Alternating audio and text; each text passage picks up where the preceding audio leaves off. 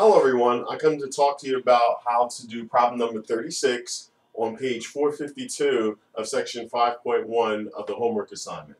Alright, so the problem says to simplify 1 over secant x minus 1 minus 1 over secant x plus 1.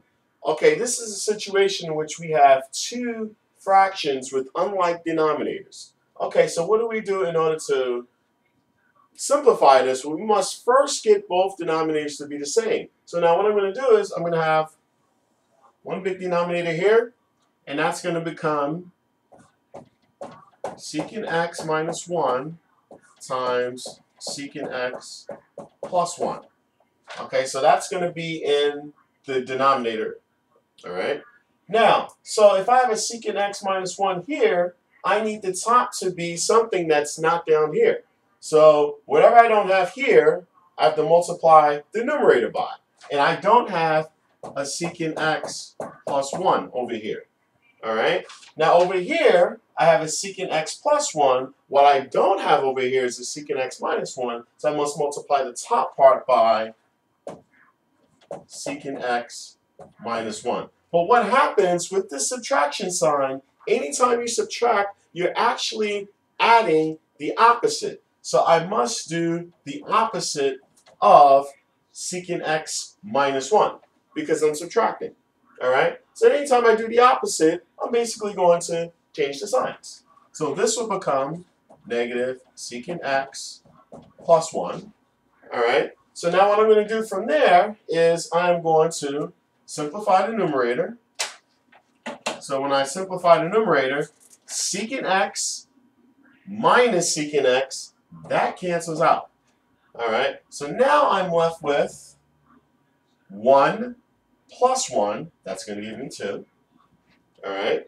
Now at the bottom, I have a situation in which I have to use the FOIL method, or you can call it the distributive property, however way you're comfortable with that. So that's going to be secant x times secant x. That's going to be secant squared x. All right. Then I have negative 1 times positive 1. That's going to be negative 1. And then I have a situation in which the middle terms, let's see if they line up right. Minus secant x plus secant x. So if I have negative and positive the same thing, they cancel and give me 0. So I don't have to worry about a middle term. Now I'm left with 2 over secant squared x minus 1.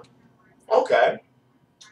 Now that reminds me of a particular Pythagorean identity that we use. So in this case, being that it's secant squared x minus 1, we have to use the Pythagorean identity that has secant squared x minus 1. That's going to be 1 plus tan squared x is equal to secant squared x. Now, how is it that I can get this to be this? Well, what I have to do is I have to subtract 1 on both sides. So if I subtract 1 on both sides, I get tan squared x is equal to secant squared x minus 1.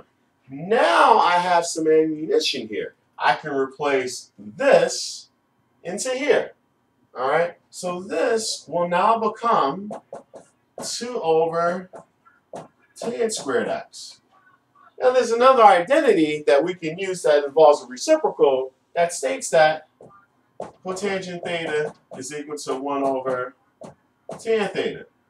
So if that's the case, then 2 over tan squared x will become 2 over cotan squared x. And that's the final answer.